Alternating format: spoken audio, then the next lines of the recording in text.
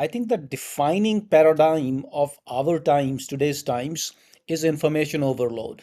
Because information is just so easily available to us as consumers, not just as B2B professionals, even as consumers. It's just there's a glut of information. It's everywhere. It's just coming at us. It's just coming at us from everywhere. And the buyer is educated today. That's why 70% of the selling, happens before a buyer even speaks, to a seller. More so than ever, it is the buyer's market now. The buyer really gets to choose, and those who sell by enabling the buyer, to choose them, stand to do much better than those who still think that the old ways will work. The old ways are not working anymore. It's as simple as that. Welcome back to the B2B Playbook, where we believe go-to-market is about people, not platforms. And today we have two guests that are betting big on a buyer-centric approach because let's face it, B2B buyers don't just want more personalization, they want relevance, trust, and we want commercial systems built around their timelines, not yours. This episode brings together Amarpreet Kalkat, founder of Humantic AI and a leading voice in buyer-first selling, and Adem Manderovic, founder of Closed Circuit Selling and co-founder of CRO School, to explore two very different but complementary paths to fixing what's broken in B2B go-to-market. Amar, thanks so much for joining us. Absolutely, George. It's a pleasure. I've been a big fan of, the approach that Adam's espoused for a long time, and you and Adam are now taking mainstream with CRO School. So very excited to be here and chatting about this topic. Love this. Yeah, absolutely. Very excited to have you here. And Adam, thank you for joining us again. You're becoming a real regular on the B2B Playbook. Oh, look, thank you for the space. And I'm just happy to be speaking to people that believe what we believe. So, Fantastic. Well, look, for those who don't know you, and I'm sure a lot have heard of Humantic AI, but Amar, for those who haven't heard of it, would you mind just laying a bit of groundwork for them and just explaining what Humantic AI is and why you built it? Yeah, absolutely. Humantic AI, in very simple words, is a way to fundamentally know your buyers, the people, on the other side of the table, much better, much deeper. So we call it buyer intelligence. And what we try to bring to the table is is an ability for sellers to look at things from their buyer's perspective. So we believe that is the core difference. It's not the only difference, but it is the core difference between elite sellers and average sellers. Elite sellers have a knack for looking at things from their customer's perspective, but it can be learned. So Humantic AI is an instrument that helps you take that approach in everything that you do, from writing an email to objection handling to negotiation to closing. That's Humantic AI, a buyer first approach to selling. We enable that. Amazing. And Amara, last night I was actually showing my wife Humantic AI, and I thought the best way to explain what it is I'm going to show it to her. So we jumped on LinkedIn, I turned on the Chrome extension, Right. and so she could really get a sense for how good this thing is. We went to some of her friends.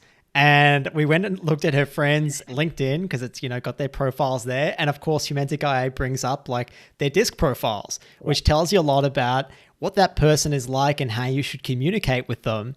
And her mind was blown because it was so accurate. And I don't know what data sources you're using, but it's really interesting because, we went to one of her friends, for example, that is a lawyer, and the disc profile it gave her was very much in line with what like a lawyer would be. And so we thought, oh, maybe it's just Fred, she's a lawyer and it thinks that, that is what she should be based on her profession. But then we went to another friend of hers that's another lawyer, gave a totally different disc profile, and both were like super accurate to the person themselves. So I don't know how you're doing it, Amar, but it's pretty phenomenal. Yeah, so I mean, how we do it is a long story, but I think the main point worth making is, as we know with Chat GPT and everything, AI today has reached a stage where it can almost do seemingly magical things. So this is one of those instances. Having said that, we're not perfect. We're around 85% accurate, so we can be wrong sometimes. So I'm glad we weren't wrong, when you were showing it to your wife. So, but we're right around 8 times, 9 times out of 10. We can be a little bit off. This is AI at the end of the day. And especially the personality part, it's very subjective. It's very hard to nail down. It's extremely hard to nail down. Look, I mean, I think you're doing a great job, and I appreciate that transparency that it's not perfect all the time. But probably when it's used in conjunction with like sustainable go-to-market actions, and I think, Adam, that's where you come in as well, that the two things become really powerful. So maybe to set the scene for those who don't know you, Adam, maybe you can tell us a little bit about closed circuit selling and what really broke in go-to-market that has made you talk about closed circuit selling so much and inevitably CRO School. Yeah, thanks, George. Well, I guess after 2 decades of teaching sales and seeing what's broken across industry by basically seeing what was broken with first with predictable revenue, but also remembering what we did prior to predictable revenue, changing all the measurements, which then changed the tools, which then changed the behaviors, which I'm sure people have heard me say that before, so much so that I'm a broken record. I saw a massive disconnect between how buyers wanted to buy, but also like the skills being washed out of the market from the methodologies themselves. So that then obviously, like if you could remember prior to 2008, for those old enough to remember, luckily because George likes to point that out that I'm very old, the motions of how we would segment the market was more in line with how Humantic would be able to segment the market with their tool, and we would do that through some manual processes, and I've run people through that prior. But what that did with that system actually enabled us to be more efficient by then being able to go back to marketing with a solid feedback loop, and marketing then to be able to hit right price, right channel, right offer, right everything pretty much through those actions. And that also led into what we would see as some staple processes from back in the day that are skipped now that go into customer success, which is why now at market a lot of the customer success teams are now seeing like reactivation requirements, because a lot of these fundamentals across the funnel are now skipped as a result.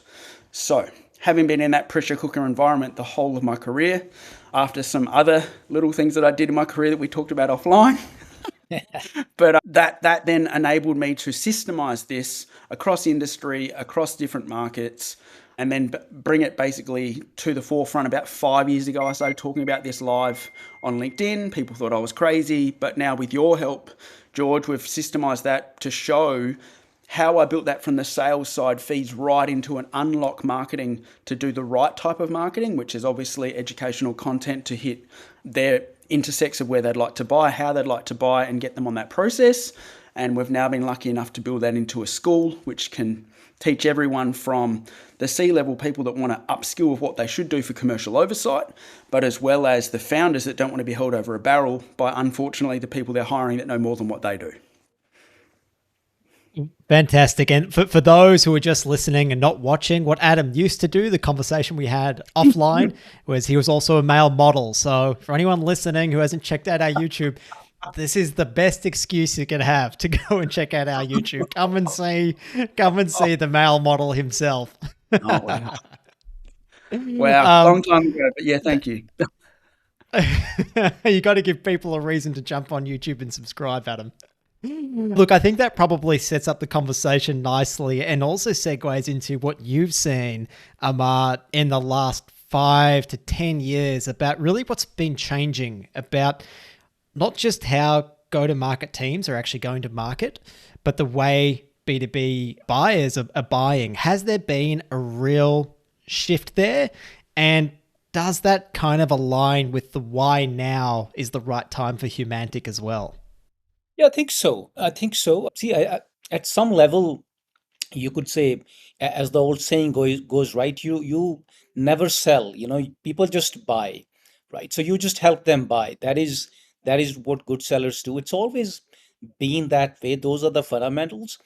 But I do think that now more than ever, and why that's happening now, I think the defining paradigm of our times, today's times, is information overload. Because information is just so easily available to us as consumers, not just as B2B professionals, even as consumers. It's just there's a glut of information. It's everywhere. It's just coming at us. It's just coming at us from everywhere. And the buyer is educated today. That's why 70% of the selling, happens before a buyer even speaks, to a seller.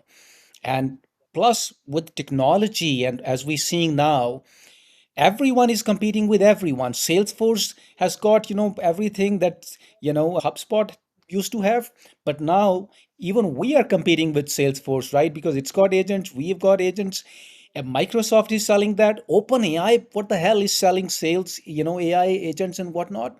Because the technology is reaching a point where it's getting democratized, right? So that just brings way too much. The good, both are good and bad. One, it is too much for the buyers, but second, it's also a lot of options, which is great. Hence, more so than ever, it is the buyer's market now. The buyer really gets to choose, and those who sell by enabling the buyer, to choose them, stand to do much much better than those who still think that the old ways will work. The old ways are not working anymore. It's as simple as that. I think that's a really, really interesting point that, yes, there's more and more competition than ever.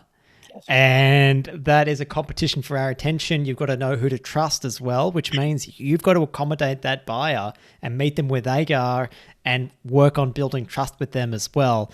Adam, what is your take on that? Do you feel a similar way? I mean, you've operated, around the world, but you've also operated in Australia for quite some time where, let's be frank, like in Australia, we don't have a huge population. So our market was never that big. So we never had that opportunity to churn and burn through a market. Do you think this is now being reflected due to like other external forces globally? Are they experiencing what it's like to operate in the Australian market a little bit? I'd love to hear your take.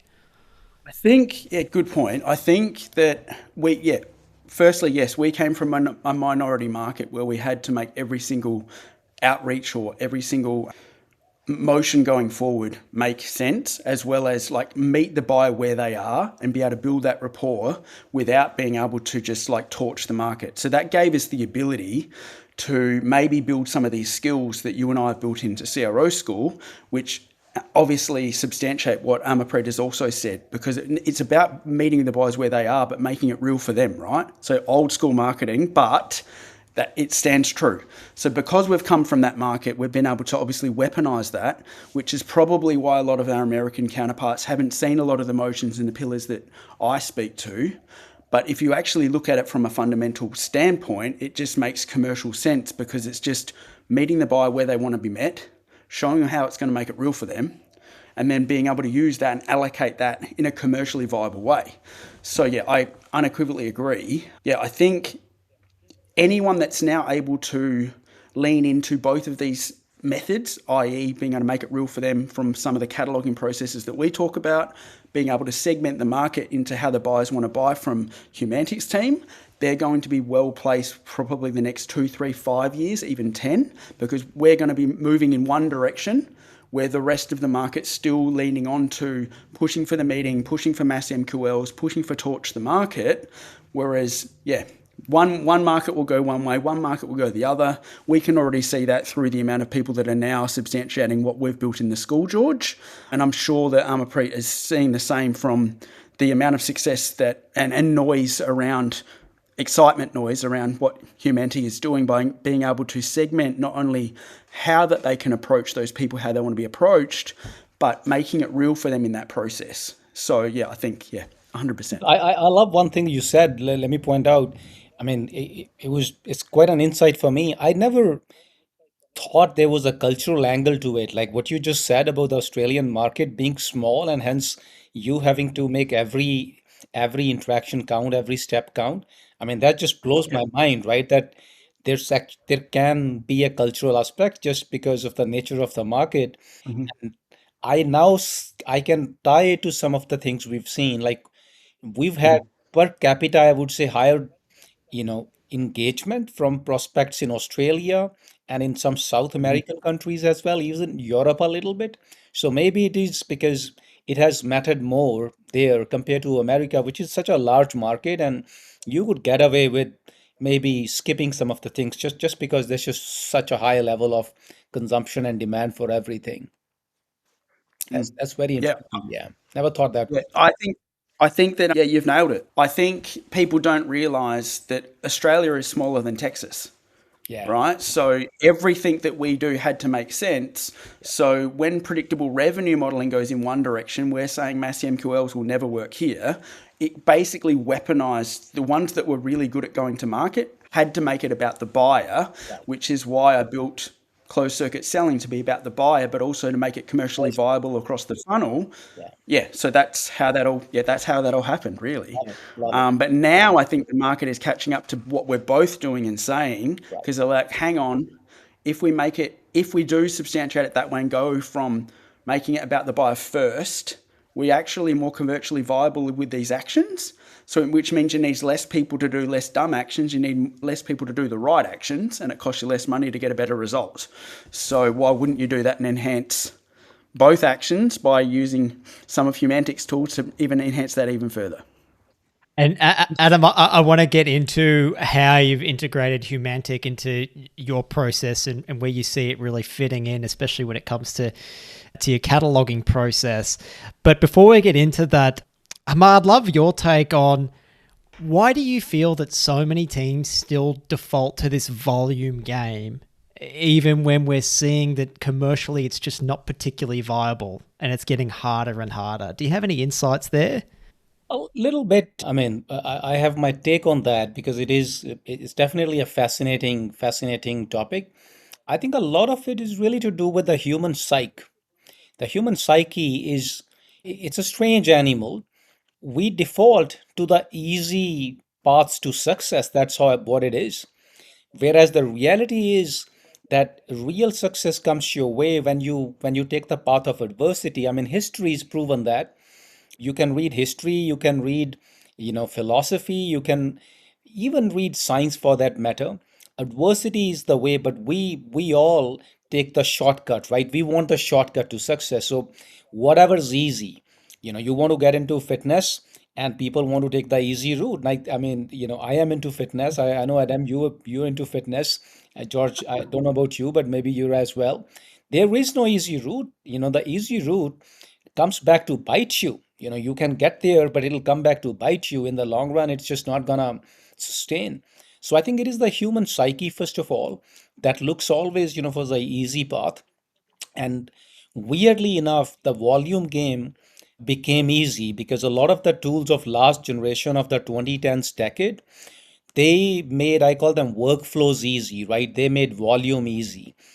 That became sort of a blue pill, right, if you will, right, that people took. Oh, wow, this is easy. It worked for a little bit, like it always does. You get on that fancy diet, it works for a little bit, and before you put all that weight back, and you back to, not just back to square one, but you back to a worse place. So we seeing something same. It's happened so many times. I mean, I can go on and on. I want to give you one analogy because it's just beautiful. It's not mine. I read it in a book called The Sales Innovation Paradox. Let me call that book out. I love that book. Dr. Howard Dover at UT Austin wrote it. Beautiful analogy exactly to this point. So in America, there's this concept, this thing you might have heard of called the Dust Bowl, right? The American Midwest is called the Dust Bowl. Now, where does that come from, the Dust Bowl? Do you know where does that come from?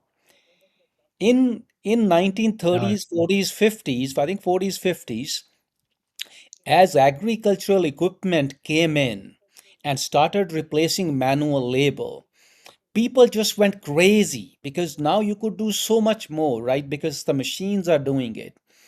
And for 5, 10 years, it was amazing because you had such a productivity boost, machines are doing so much more. But guess what happened then?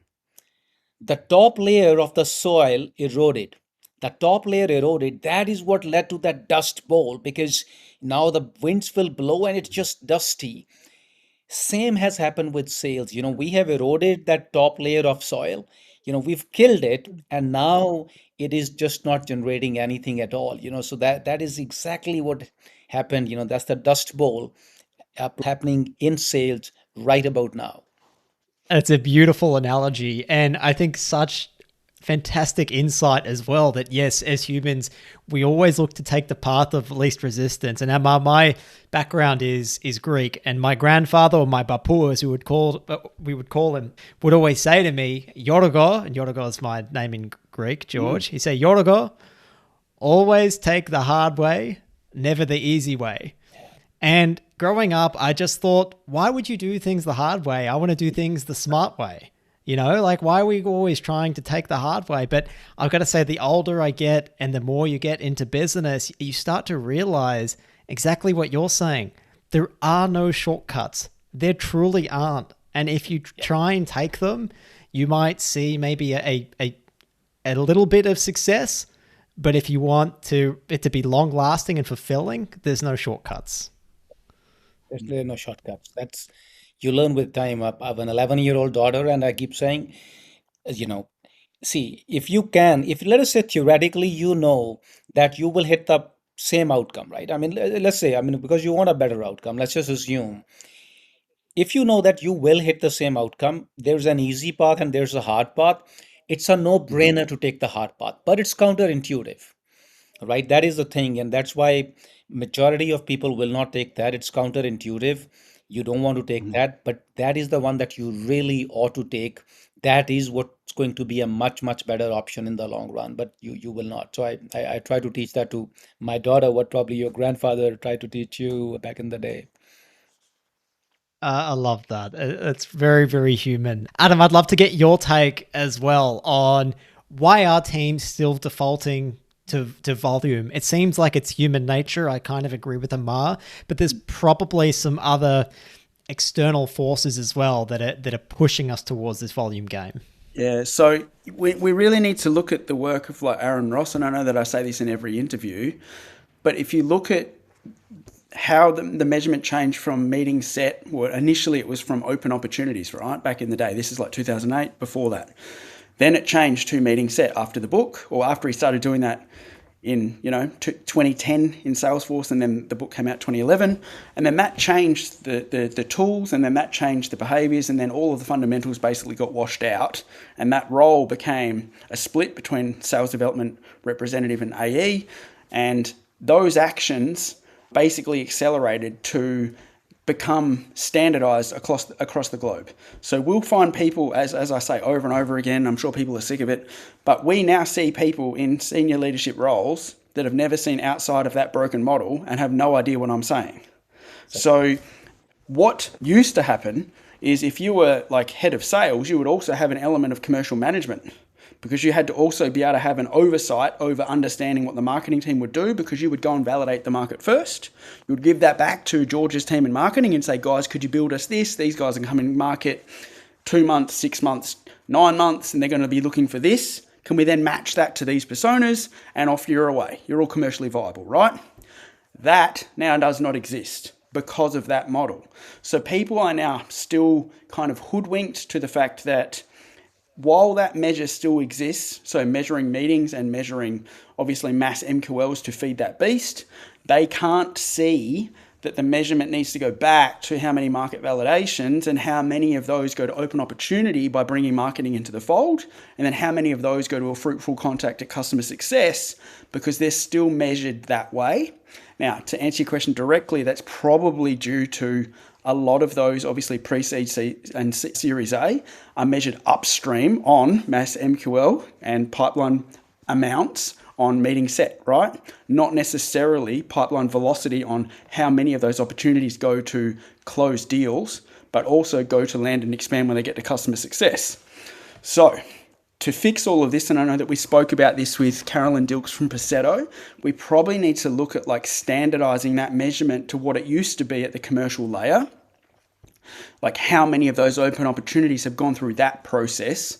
So, and how many of those then become fruitful contracts, and how many of those referrals then become as a result of you servicing those contracts better. That measurement needs to go back to that. But until we do that, I can't see how companies are still going to operate in a more commercially viable way, because the way that they're measured upstream to either their group CEOs or to where they're funded is unfortunately the reason why they're still hamstrung within that process. Sorry, that was a long-winded answer, but here we are. No, that's fantastic. And for the benefit of the listeners and viewers who are watching this beautiful model in front of them, could you please just explain what market validation is for those that have never seen it before, just quickly before we then get onto Amar and disc profiling? Yeah, so whether you're selling fences or car washes or large contract acquisition or finance contracts or telecommunications, it doesn't really matter. When you go to market and you actually find out, like, you want them to already have, if your category is already defined, what we used to do pre 2008 was find out who they're with, what they like, what they don't, if they're in a fixed term contract, when they would be looking at something different and what that would take. That was a market validation criteria that we would then take to marketing and would ask, hey, George, you and your team, these guys are going to come into market within 2 months, 6 months, 12 months. That enabled sales and marketing to work together with that market unison process. And then that enabled us to be more commercially viable to hit basically when they were going to be in market and what they'd need to see. We don't see that anymore, generally across multiple industries and verticals, because the book, well, the model by Aaron Ross obviously changed the way that was measured, and then that went to meetings, and then people just forgot about what these fundamentals were at both ends of the funnel. So yeah, that's, if you validate your market first and you tie it back to that, you're actually unlocking marketing to do the types of marketing that they want to do. It'll actually make you more viable in the process. So that's a role that used to be done by BD, and you've used Humantic before to help in that process as well. And Amar, I want to kick over to you and just talk a little bit about the disc profiling that Humantic does. Who is that really for? Is it for the sales team? Is it for marketing? And how can they really use it to match, like, not just the message, but I suppose the timing and channel as well? Ooh, good question. So George, before I answer that question, I'm gonna share a little bit of news, right, for both of you too, and I think you will like it, Adam. You'll love it, and also with our listeners, I suppose. So um, next week we are going to launch. We've already announced a new product that we call Mia. Mia stands for Machine Intelligence in Action. So it is an AI agent whose core job is doing account focused research.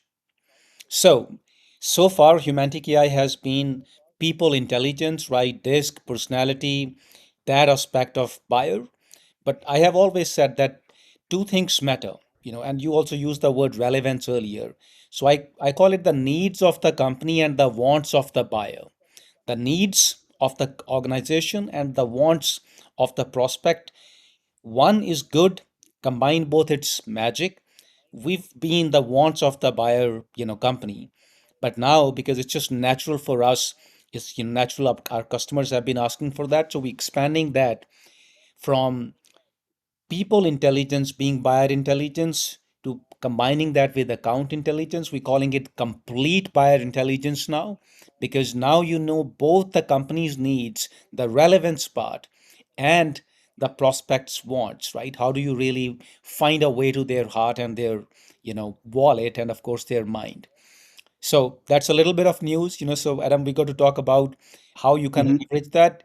That product is looking solid. I mean, I haven't done a lot of work on that, and I am really impressed with what the team has put together. So we'll give you a sample another time. But George, with that, back to the question that you asked around disc, who's it for? What makes sense? So once again, fundamentally, it's about knowing your prospects, your buyers better. As a product, we have built the product for sales teams. So sales teams are the primary user. It just beats me again that when you talk personalization, for example, people equate that to personalizing emails. Like, are you serious? Is personalization just personalizing emails? How about a call? Right? How about a meeting? How about goddamn objection handling? Like, do you want to answer the same question same way to everyone? How about Mm-hmm. negotiation? It's just it is almost stupid that people don't pause to think. So that is where Humantic AI, that's where this comes in. You can start treating everyone as a unique individual. So we say stop selling to the persona and start selling to the person, right? So otherwise, Mm-hmm. people keep selling to personas. Oh, the VP revenue looks for this. Oh, the VP BD, this is what matters. Not everyone is the same, right? That's a again, a predictable revenue sort of mechanical, an assembly line way of thinking. Everything is not the same. We are talking about a Ferrari and a Lamborghini way of thinking where every car is unique, every individual is unique. So that is the core. A seller who can leverage that insight about the buyer at every step of the sales process. That is our core user. It extends into marketing a little bit, especially marketing teams that have a strong ABM motion. They tend to leverage the product because, again, this intelligence, this personalization is relevant. Starts extending into customer success again, Adam, the closed circuit loop, as you, of course, keep going back to. Once the teams see value with revenue, they're like, why would this not make sense for expansion and for account management?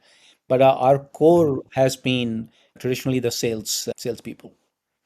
So I hope I've answered your Appreciate that question. additional context. Yeah. And then Long, you have, long, and that's very interesting around like the account intelligence. And Adam, I'd love to get your take on what Amar just shared about the account intelligence features and how you view Well, that moving forward. well, maybe it sounds like a match made in heaven for our cataloging process. I'd be eager for us to take it for a spin. But as we know, George, everyone that understands what we're saying with the market validation piece, it makes complete sense that Amara has built some of that in there. So yeah, anyone that sees the power of why you would sell that way will completely understand, and that'll take off. So I'd be pretty keen to see it. But I'll just say that also with the Humantics tool, what you'll see is certain people or certain personality types will be more receptive to certain channel or certain types of conversation, which enables you to weaponize your teams, because then you can segment your list or all of your targets to do certain types of outreach in blocks of time, which makes you more efficient. So yeah, it's an amazing tool, and I highly encourage people to use it in that way. Yeah, I can't wait to see what it can do in terms of what you just said. So I was just thinking, yeah. that stuff is good. That stuff is good. I can tell you that. I mean, I saw it and I am like, wow, this is good work.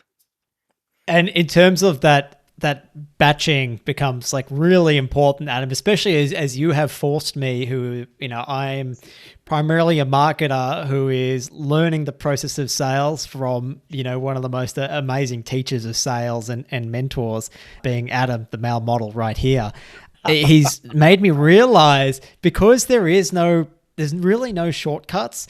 Like, making sure that you can batch things where possible is incredibly important.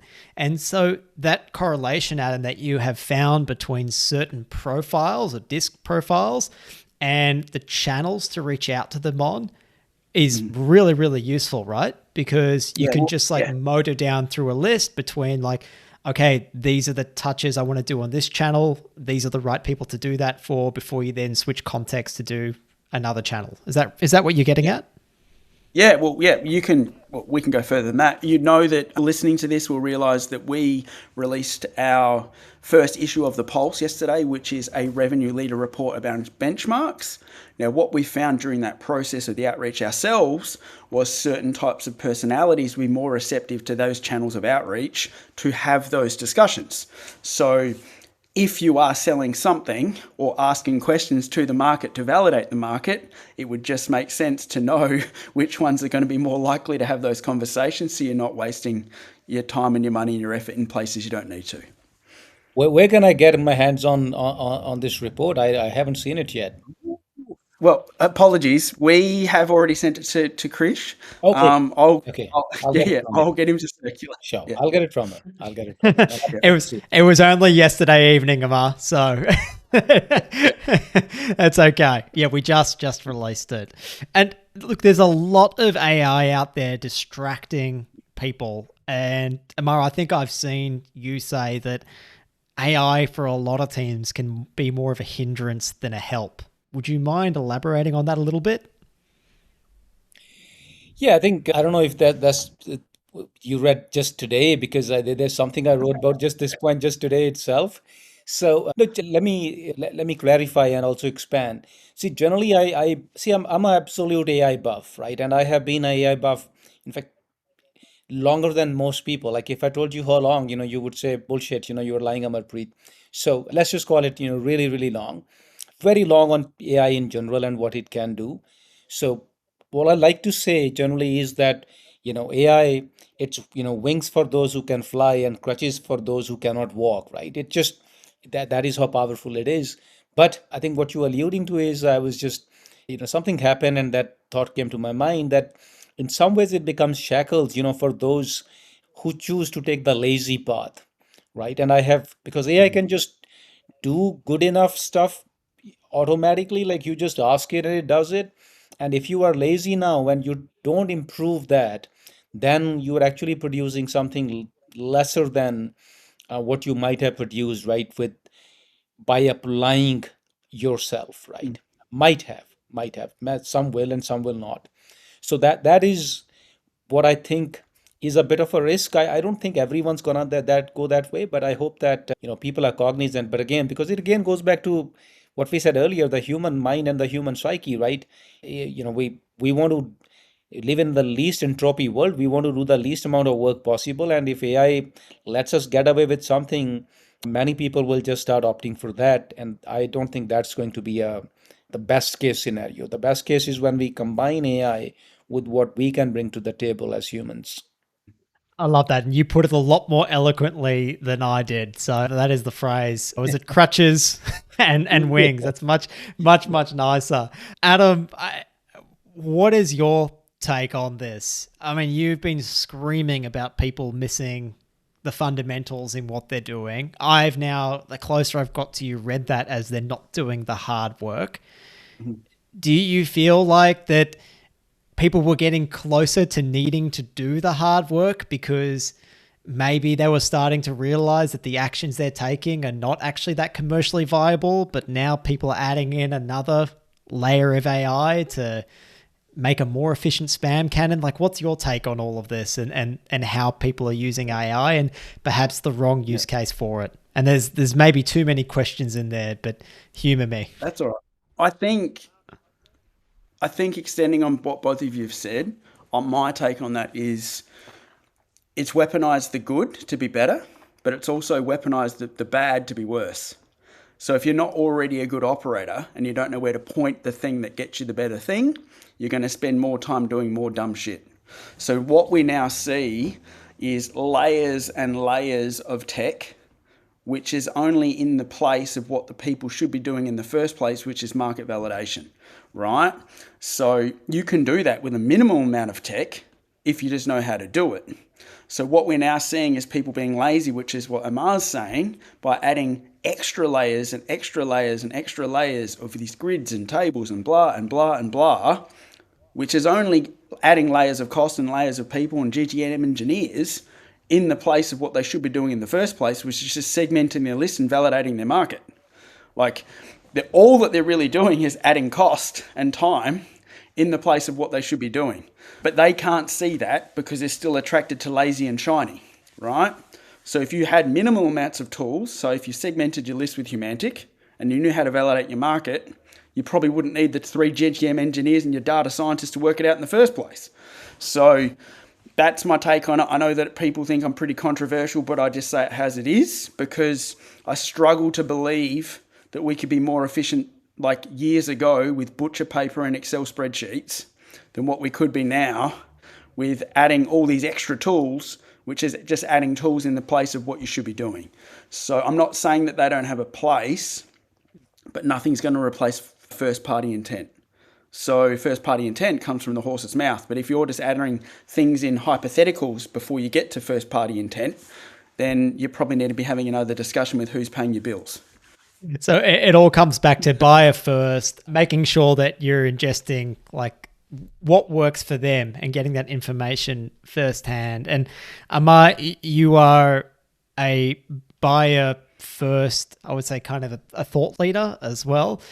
How is Humantic, and maybe this hasn't been something you've been fully able to implement, but how do you think about like team structures for your go-to-market team so you can enable them to be as buyer first as possible? I think you'll have to help me understand the question a bit better. So, but you're saying what kind of a team structure is right if you want to take a buyer first approach? Is that your question? Yeah, absolutely. And the background to that context would be, look, the traditional SDR AE model that a lot of people are using Right. encourages like MQLs, like spam cannons. Is that model no longer something we can use anymore? How do you think about that for your team so we can get to doing actions that actually make sense for the buyer? So, George, I would not claim that that's a question I have an answer for. I actually haven't sat down to think about it, so I'll raise my hand. What I can do, hopefully, to make it useful enough, is to share one, what I'm seeing in the market, and second, what are we doing, right? So that's the closest I got. I don't want to give you a bad answer.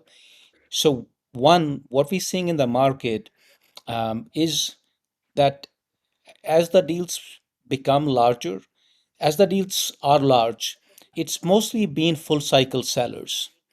We see a shift back to that happening even for smaller deals, like the larger of the SaaS ACVs that were in that assembly line mode, STR, AE, sales engineer, etc., etc., etc., right? We see a Mhm. bit of a shift back to full cycle selling. A lot of teams I keep meeting are now going full cycle. We are, we have. So from an STR plus AE, pod sort of a thing, we tell our AEs that you're full cycle. 50% of your pipeline you have to build yourself. 50% of the pipeline will come from inbound and partnerships and so on and so forth. So that is what we are doing. We are seeing that shift in the market as well. STR role as it keeps coming up, right? And especially that STR AE structure, and then that gets extended sometimes to a sales engineer in some cases, and maybe an LDR or something in some cases. I think that lower end of the market there, SMB, etc., there could be a play, but that is getting automated very quickly. Like that's where Mhm. automation's coming in. So if you put two plus two together, you we will see more automation replacing that assembly line. So essentially the human assembly line is being replaced by robotic, right? Assembly line in some ways, but that is creating a larger space, for human sellers to play a larger role, in a full cycle kind of a mode. So maybe again that goes towards, more luxury cars and, handmade cars being sold, while the factory cars are being, the humans are being replaced more and more by robots. So maybe that's what's happening. I'm not sure. I think it's evolving. But these two patterns we have seen, the shift towards full cycle and automation replacing the lower end of selling that is not seeing that shift. So that's the best I Adam, got. is So, It's is Amar, that what not you're seeing exactly as an answer. well? no, I was just going to ask Amar, do you then see that the upskilling for the new technical founders that might come into market might mean that there's an even bigger gap with what they need to be able to see in terms of commercial oversight, marketing, both sides, lead gen, demand gen, communications, PR? They need to understand both sales systems. They need to understand customer success, but they also then need to understand all of the automated processes that stitch all of those departments together. Right. So probably there's going to be an even bigger market for people to understand commercial oversight at that end in the SMB, because they're not going to know how to intricately work through every single process through every single department. I only just thought of it as you said that. Right. Because how would they be able to upskill stuff they've never seen before if they're also going to be replacing a large portion of the role with robotics and automation? Right.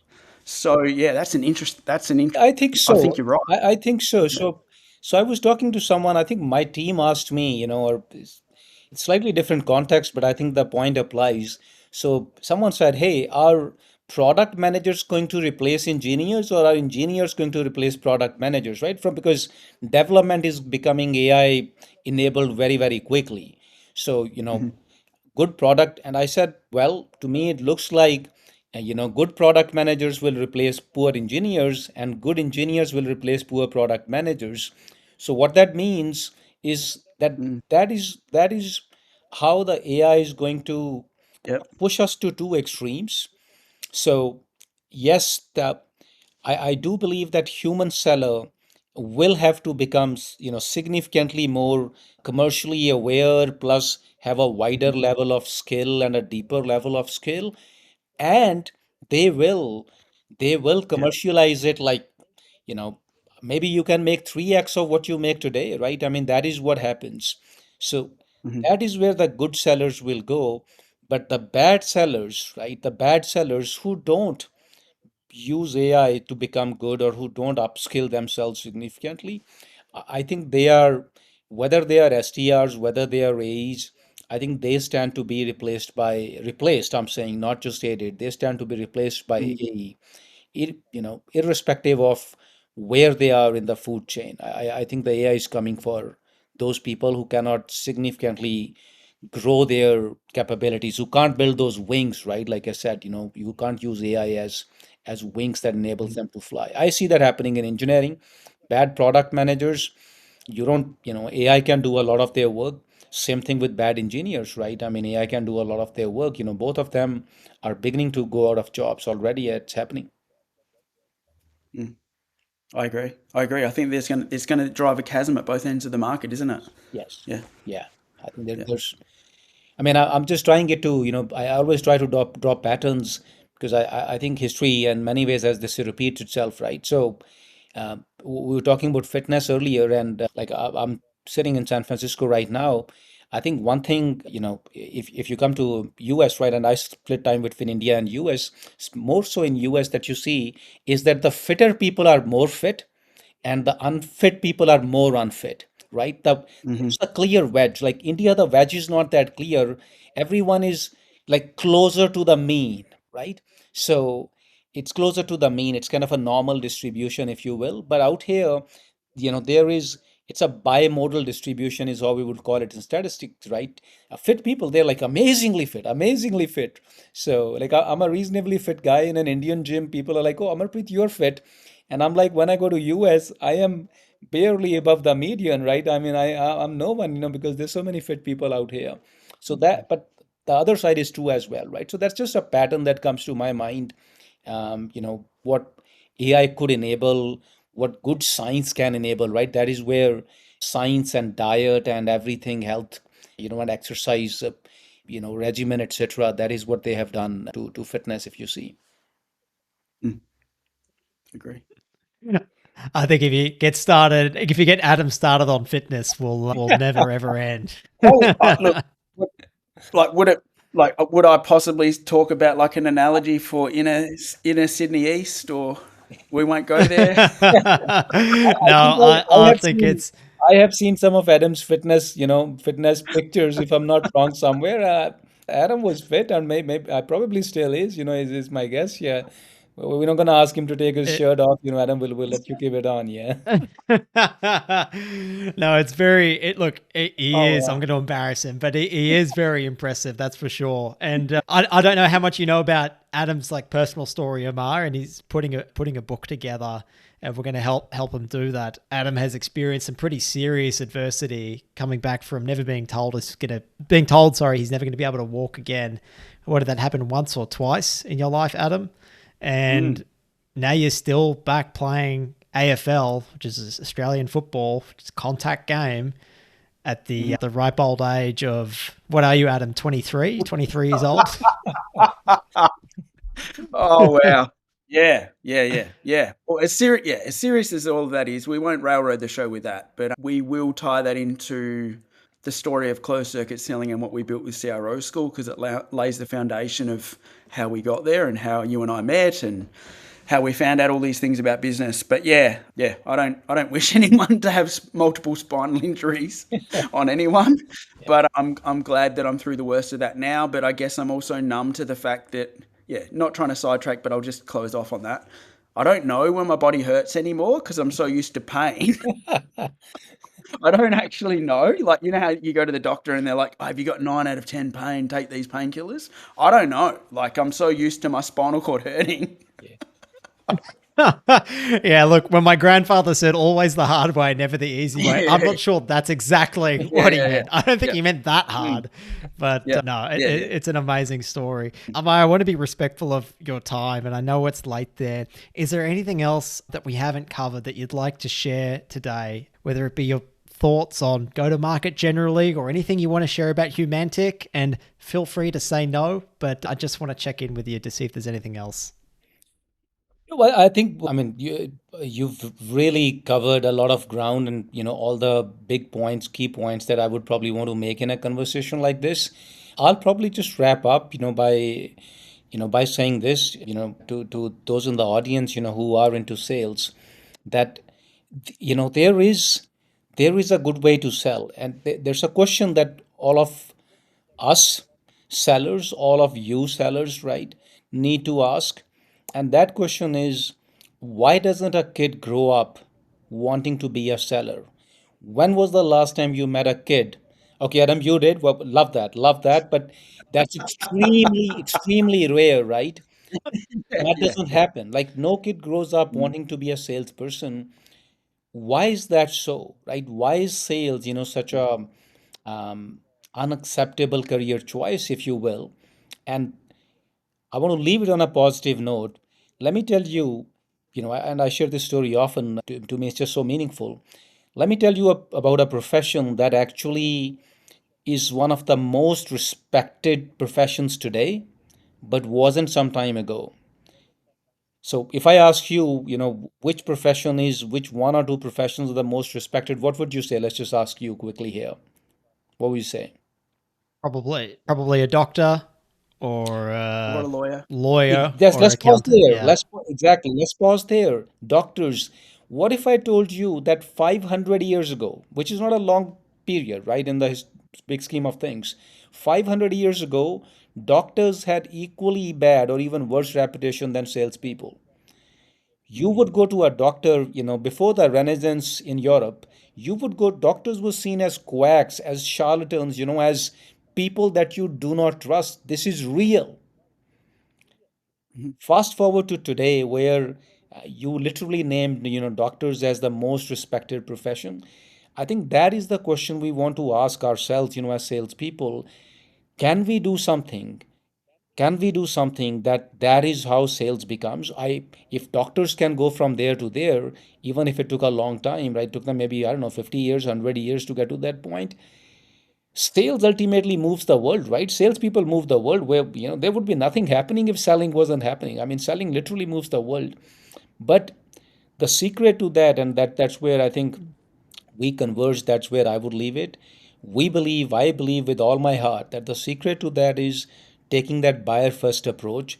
When you start making it about the buyer, right? And not about your product, not about my quota, my, this, my that.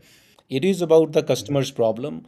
If you can solve it, you solve it. If you can't solve it, you tell them, hey, I can't solve it. I think if salespeople can adopt that mindset, we will we will go to that place, where you will have kids, more Adams growing up wanting to become salespeople. It is not impossible, and I think that's what we should strive for as salespeople. Well, hopefully between the two of us, Amar, we can change that. I think that's a beautiful way to close out the conversation. Amar, thank you so much for your time. Listeners, viewers, I encourage you to check out Humantic.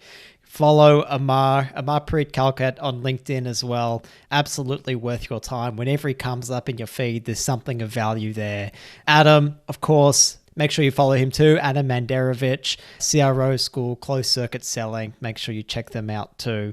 Amar, I love the way that you've tied things and really grounded this conversation in history and philosophy and human nature. And I think you've brought an angle and just a real presence to this podcast that we haven't had for a while. No offense to Adam, who's been on in some time. Adam, you do too. But Yeah, well, Amar, I really, really appreciate your time. Thank you so much.